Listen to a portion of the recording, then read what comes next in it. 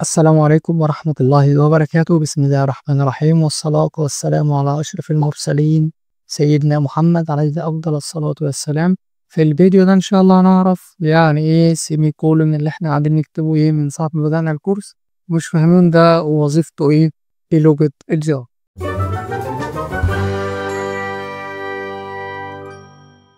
إحنا دايما في كل نهاية سطر بنكتب سيمي كول زي كده. طب لو انت ما كتبتش السيمي كولن بتلاقي فيه هنا ايرور كده. ده ليه في ايرور ده؟ طبعا لو رميت في البرنامج هيقول لك ايه جافا اكسبكتد ايه السيمي كولن، يعني هو مستني منك سيمي كولن، وادي ايرور هنا وادي ايرور هنا، واحد هنا كده، ولو دوست على ايه هيجيب لك السطر. هو الاتنين متوقع منك ايه تكتب سيمي كولن. طب هو ليه يعني ما يفهمش من دماغه كده ان ده نهاية السطر خلاص؟ هو انت لازم تعرفه ان ده نهاية السطر بتاعك. السيمي كولون تعبر عن نهاية الجملة او نهاية السطر او الستيتمنت اللي انت فيها. بمعنى انت لو ما كتبتش هنا كده السيمي كولون، ده معناه انه لسه ده شغال، او لسه الانت اكس ايكوال 10 دي ما خلصتش. يعني انت ممكن تكتب انت، تنزل تحت تكتب اكس، تنزل تحت تكتب يساوي، تنزل تحت تكتب 10، تنزل تحت تكتب سيمي كولون. هل ده فيه مشكلة؟ لا. ليه بقى؟ ان انت بدأت كتبت كود، فين السيمي كولوم هنا؟ فده بالنسبة له نهاية الجملة الأولى أو نهاية الستيتمنت الأولانية. فأنت هنا بالفعل نفس الجملة دي هي بالظبط لما أنت تكتب انت اكس ايكوال 10 في نفس السطر. لكن هو هنا ليه ما عطاش ايرور؟ لأن ده مش بالسطر، يعني مش لازم كل سطر أكتب سيمي كولوم، لا، نهاية الجملة أو نهاية الستيتمنت بتاعتك. يعني انت ممكن تكتب هنا سيست، ننزل تحت تكتب دوت اوت، ننزل تحت تكتب برنت لين، وتفتح قوسين كده عادي. شايف السيمي كولوم فين اهي؟ تكتب هنا الاكس، وبعدين تحت تكتب السيمي كولوم كمان اهو. تعال كده نرن نشوف ايه اللي هيبقى 10 عادي، مفيش اي اختلاف اهو. لكن بص على منظر البرنامج، يعني لو حد شاف البرنامج ده ما نساي يعني، بص المنظر عامل ازاي. فانت بقى بتظبط الدنيا.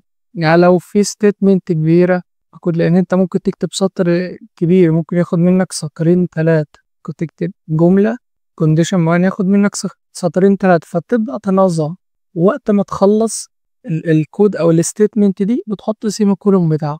لكن طبعا لو جاية في سطر واحد فده حاجة كويس عشان يبقى الكود ريدابل، يعني مقري كويس، أو حد يعرف اللي هيجي يقراه إيه كويس.